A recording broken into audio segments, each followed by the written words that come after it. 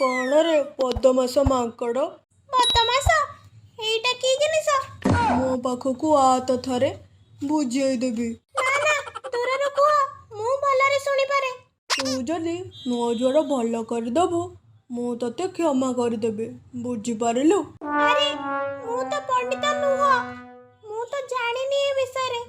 अरे मु को औषध देबी किरे जल्दी कह की कहूचु। भाबुची ठीक अछि काली की मु औषध नै की आसुची। ना आज ही नहीं किया नहले तोर आउ रक्षा नहीं।